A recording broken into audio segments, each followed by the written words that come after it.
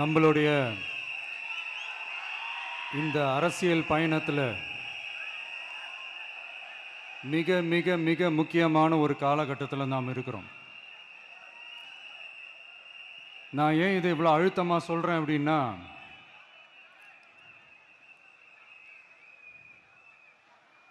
ஏதோ அழுத்தம் இருக்குமோன்னு நினைக்கிறீங்களோ? அழுத்தமா? நமக்கா?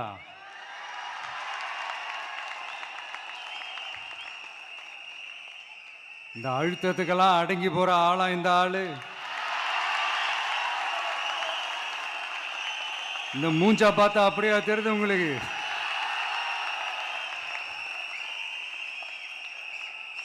அதனால அப்படியெல்லாம் நடக்காது. அதுவும் முக்கியமா நம்ம கிட்ட அதெல்லாம் நடக்கவே நடக்காது. ஆனா அழுத்தம் இருக்குதான்னு கேட்டீங்கன்னா இருக்குது. அது நான் இல்லைன்னு சொல்ல வரல. நமக்கு இல்ல, மக்களுக்கு. தமிழ்நாட்டை இதுக்கு முன்னாடி ஆண்டவங்களும் சரி பாஜகவுக்கு அடிமையாக தான் இருந்திருக்கிறாங்க. ஸோ அவங்கள நம்பியும் ஒரு பிரயோஜனமும் இல்லை. இப்போ ஆண்டுகிட்டு இருக்கிற இந்த திமுக அரசாச்சும் நமக்கு ஏதாவது செய்வாங்கன்னு பார்த்தா இவங்களும் அவங்கள மாதிரியே தான். இன்னும் சொல்ல போனால் ஒரு படி மேலே, இன்னும் மோசம். அவங்களாச்சும் நேரடியாக சரண்டர் ஆகி இருப்பாங்க, இவங்க மறைமுகமாக சரண்டர் ஆகி இருக்கிறாங்க. அவ்வளோதான் வித்தியாசம். அதனால நீங்க பார்த்தீங்கன்னா அவங்களோட அந்த வேஷம் கலைஞ்சிடக்கூடாதுன்றதுக்காக இந்த கலரா கவர்ச்சிகரமான இந்த அறிவிப்புகள்லாம் வெளியிடுறாங்க. நோட்டீஸ் பண்ணியிருப்பீங்கன்னு நினைக்கிறேன்.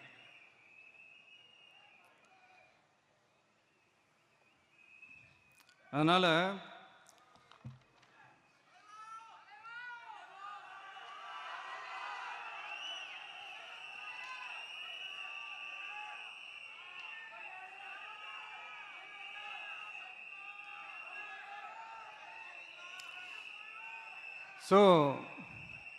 இவங்க எல்லாரும் இப்படியே இருக்கிறாங்களே, நமக்காக உண்மையாக உழைக்கிறதுக்கு யாராச்சும் வந்துட மாட்டாங்களா அப்படின்னு மக்கள் ஒரு விதமான அதை வெளியில் சொல்ல முடியாத ஒரு அழுத்தத்தில் இருக்கிற நேரம் இது. மாற்றி மாற்றி ஓட்டு போட்டு ஏமாந்து அவங்க இப்போ நம்மளை நம்புகிறாங்க. நம்மளுடைய இந்த தமிழக வெற்றி கழகத்தை இந்த விஜய் கூட நிப்பான்னு நம்புகிறாங்க.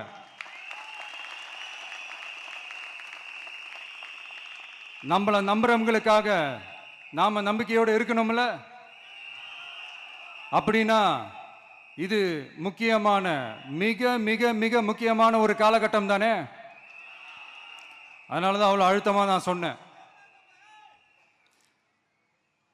இந்த தேர்தல், இந்த கூட்டணி, இதெல்லாம் பத்தி நிறைய இந்த ஹேஷியங்கள் ஜோஷியங்கள் எல்லாம் நடந்துகிட்டு இருக்கு இல்லையா?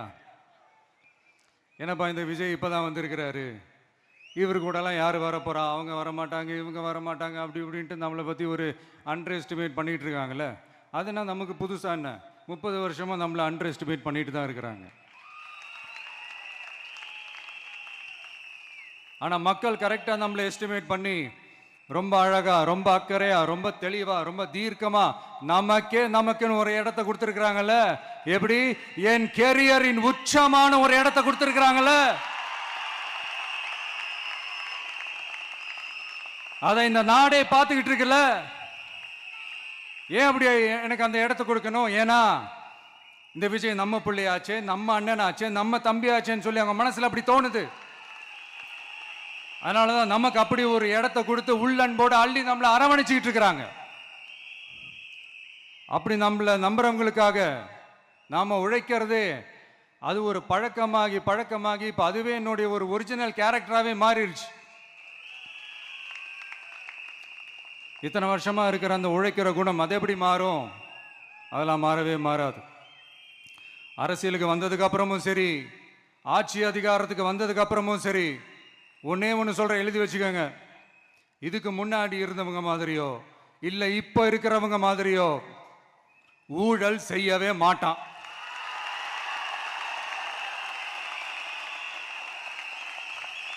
ஒரு பைசா தொட மாட்டான். எனக்கு அது அவசியமே இல்லை. புரிஞ்சுங்களா உங்களுக்கு? எனக்கு அதை தொட வேண்டிய அவசியமே இல்லை.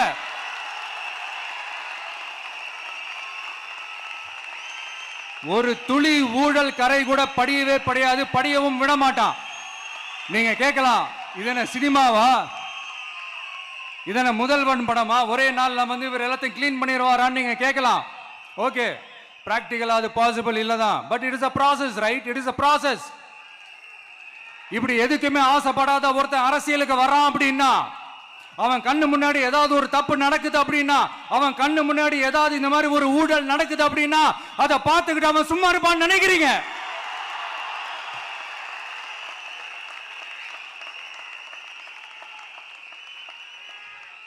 அதனால இந்த தீய சக்தியா இருக்கட்டும், இந்த ஊழல் சக்தியா இருக்கட்டும், ரெண்டு பேரும் தமிழ்நாட்டை ஆண்டவை கூடாது. அப்படிப்பட்ட இந்த கட்சிகளை உண்மையா தில்லா எதிர்க்கிற அந்த கட்ஸும் கெத்தும் நம்ம கிட்ட மட்டும்தான் இருக்கு.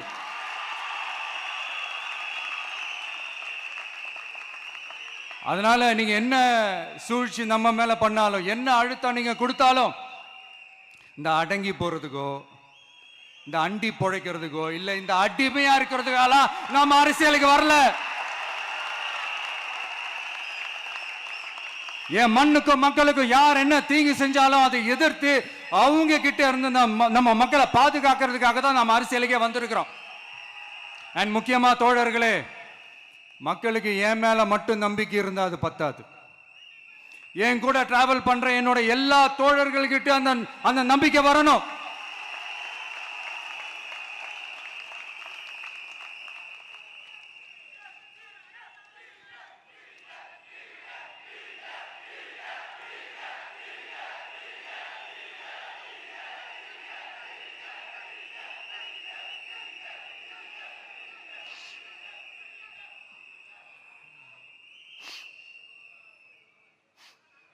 அந்த நம்பிக்கை இல்லைன்னு நான் சொல்ல வரல, இருக்குது. ஆனா அதை தொடர்ந்து இருக்கிற மாதிரி நீங்க எல்லாம் நடந்துக்கணும்.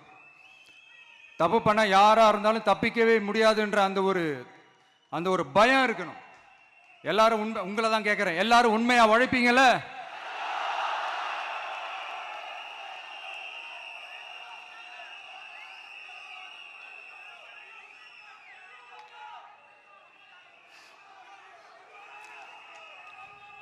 யாருக்காகவும் எதுக்காகவும் நம்மளோட அரசியல்ல காம்ப்ரமைஸ் பண்ணிக்கவே கூடாது, செய்வீங்கல்ல?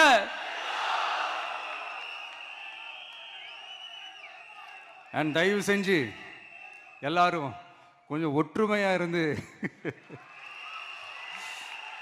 கொஞ்சம் ஒற்றுமையா இருந்து சேர்ந்து உழைச்சி ஜெயிப்பீங்கல்ல? சரி, நமக்காக நம்ம மக்கள் கண்டிப்பா ஓட்டு போட்டு ஜெயிக்க வைப்பாங்க, அதுல எந்த மாற்று கருத்துமே கிடையாது. அப்படி ஜெயிக்கிறதுக்காக நாம் என்ன செய்ய போறோம்? மக்களிடம்னு செல்னு அறிஞர் அண்ணா அவர்கள் சொன்னதை ரொம்ப டீப்பாக சின்சியராக அடாப்ட் பண்ணுறதோட மட்டும் இல்லாமல் நம்மளோட அரசியலில் அதை செயல்படுத்தணும். அதுதான் முக்கியம். ஏன்னா இப்போ அரசியலில் இருக்கிறவங்க அண்ணாவை மறந்துட்டாங்க. அண்ணா ஆரம்பித்த கட்சியும் அண்ணாவை மறந்து சுயநலமாக மாதிரி பல வருஷம் ஆச்சு. அண்ணா பேரில் இருக்கிற கட்சியும் அவரை மறந்து பல வருஷம் ஆச்சு. ஆனால் நாம அவரை மறந்துடக்கூடாது. மக்கள்கிட்ட போகணும், மக்களோட மக்களாகவே இருக்கணும், மக்களுக்காகவே இருக்கணும். அதுக்காக நாம் என்ன செய்ய போகிறோம், என்னெல்லாம் செய்ய போகிறோம், அதுக்காக தான் இந்த மீட்டிங். ஆரம்பிக்கலாமா? இந்த ரெண்டு கட்சிகள், ஆண்டு கட்சியா இருக்கட்டும், இப்போ ஆள்ற கட்சியா இருக்கட்டும், அவங்கள பொறுத்த வரைக்கும் பூத்துனா என்ன தெரியும்ல? அவங்கள பொறுத்த வரைக்கும் பூத்துனா கள்ள ஓட்டு போடுற இடம். ஆனா நமக்கு, நம்ம டிவிகேவுக்கு அது ஒரு ஜனநாயக கூடம். அங்க ஜனநாயகம் திருடுறாம நம்ம பார்த்துக்கணும். ஒவ்வொரு ஓட்டையும் நம்ம பாதுகாக்கணும். எப்படி பாதுகாக்கிறது? ஒவ்வொரு வீட்டில் இருக்கிற ஒவ்வொரு ஓட்டும் நமக்கு தானே ஃபர்ஸ்ட் கன்ஃபார்ம் பண்ணுங்க. எனக்கு தெரிஞ்சு தமிழ்நாட்டில் ஒரு 2.25 கோடி ரேஷன் கார்டுகள் இருக்கும்னு நினைக்கிறேன். அவங்க எல்லாரும் வேற வேற எந்தெந்த கட்சியில் இருந்தாலும் கட்சி வேறுபாடு எல்லாத்தையும் தாண்டி இந்த விஜய் அவங்க வீட்டில் ஒருத்தனா வாழ்ந்துட்டு இருக்கிறான். அவங்க குடும்பத்தில் ஒருத்தனா பார்த்துக்கிட்டு இருக்கிறாங்க. அதனால இந்த கட்சி கிட்சி எல்லாத்தையும் தாண்டி இந்த விஜய் கூட நிக்கணும்னு முடிவு பண்ணிட்டாங்க.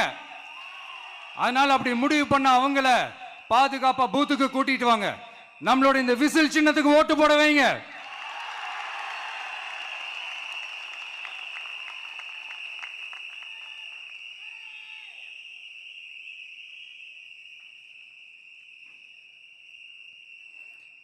ஒன்றியம், நகரம், பேரூர், பகுதி, கிளைன்னு இங்க வந்திருக்கிற நம்மள எல்லார் நிர்வாகிகளும் தான் நம்ம கட்சியினுடைய ஆணி வேர். நீங்க எல்லாரும் சுதந்திரமா செயல்படணும், சுதந்திரமா செயல்பட விடணும்.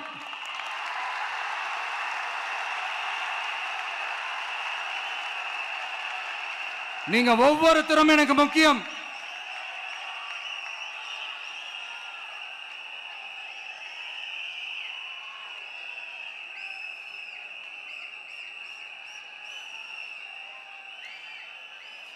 நீங்க தான் நம்மளுடைய இந்த பிஎல்ஏஸ் பூத் லெவல் ஏஜென்ட்ஸோட களத்தில் நின்று வேலை பார்க்க போற ஃப்ரண்ட் லைன் வாரியர்ஸ். இப்ப நடக்க போறது வெறும் எலெக்ஷன் கிடையாது, இது ஒரு ஜனநாயக போர். இந்த டெமோக்ராட்டிக் பேட்டில லீட் பண்ண போற கமாண்டர்ஸ் நீங்க தான்.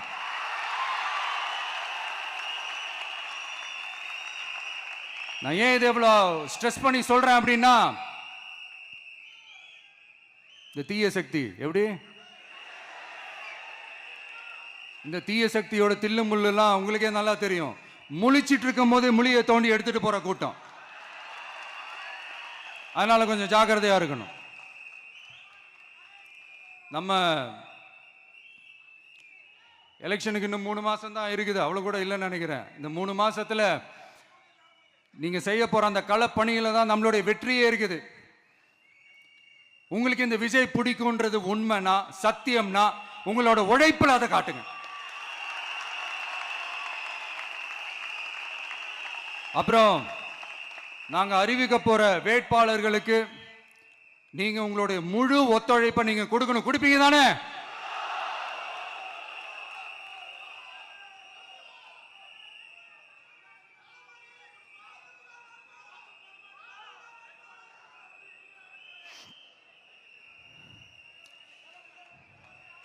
உங்க எல்லாரையும்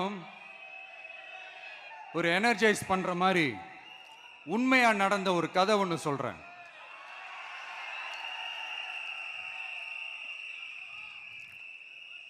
சொந்த நாட்டையே ஒரு கூட்டம் அபகரிக்குது.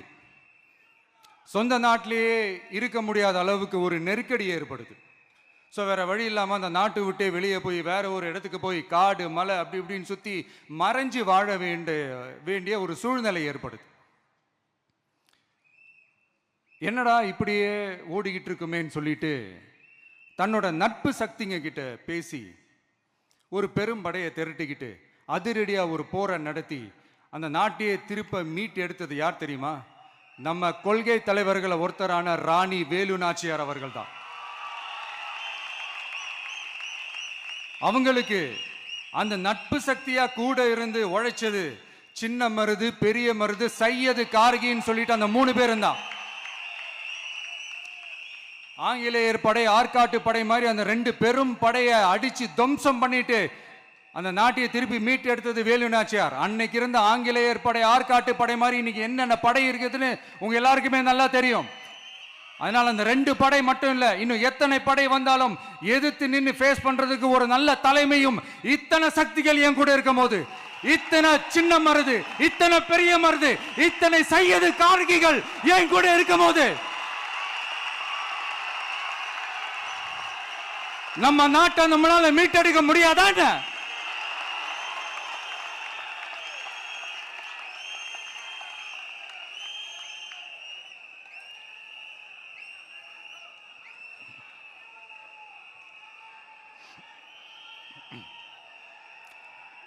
அதுவும் இந்த படை, நம்மளுடைய இந்த டிவிகே படை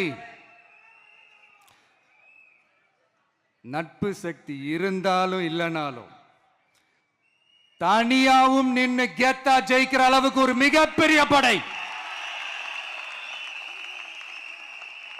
அதுலயும் ரொம்ப முக்கியமா இன்னைக்கு இந்த கூட்டத்துக்கு வரலனாலும் நான் அந்த போர்ல நடந்த அந்த கதை மாதிரி கட்ஸான குயில்கள் நிறைந்த பெண்கள் படையும் நம்மளோட இருக்கிறாங்க. அந்த பெண்கள் படையை பார்த்துதான் அரசியல் அரங்கமே அதிர்ந்து போயிருக்குது. அதனால எல்லாரும் ஒரு நிமிஷம் எனக்காக எந்திரிச்சு நில்லுங்களேன் ப்ளீஸ். நான் சொல்றதை கொஞ்சம் ரிப்பீட் பண்ணுங்க. இந்த 2026 சட்டமன்ற தேர்தல்ல நாம எல்லாரும் உண்மையாக உழைப்போம், சத்தியமாக உழைப்போம், உறுதியாக உழைப்போம், ஒற்றுமையாக உழைப்போம். தேங்க்யூ. Please sit down.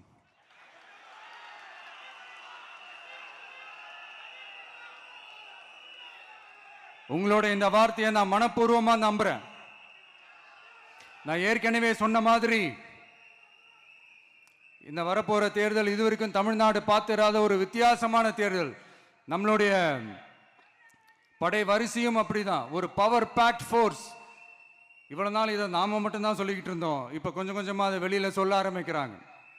என்னடா இந்த விஜய் கூட இருக்கிற ஃபோர்ஸை பார்த்தா சாதாரண ஃபோர்ஸ் மாதிரி தெரியல, மிலிட்ரியோட பெரிய ஃபோர்ஸா இருக்குது, வரப்போற எலெக்ஷனை கணிக்கவே முடியல, அப்படி இப்படின்னு சில குரல்கள்லாம் கேட்க ஆரம்பிக்குது. கணிக்கவே முடியலன்னு அவங்க வேணா சொல்லலாம், ஆனா மக்கள் ஆல்ரெடி கணிச்சு முடிச்சுட்டாங்க. அவங்க மனசை நல்லா புரிஞ்சு வச்சிருக்கிற நமக்கு அது நல்லாவே தெரியும்.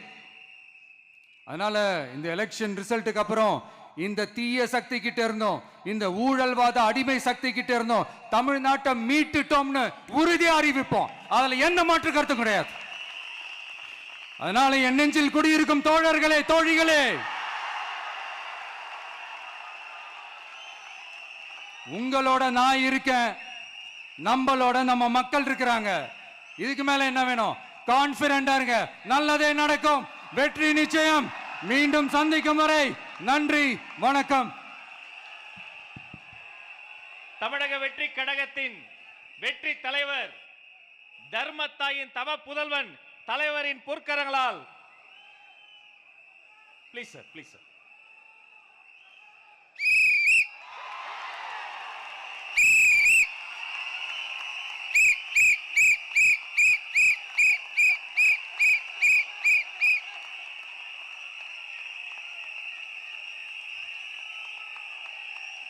நம்ம சின்னம் உங்கள் சின்னம், நம்மளுடைய வெற்றி சின்னம் விசில். கப்பு முக்கியம் பகிலே.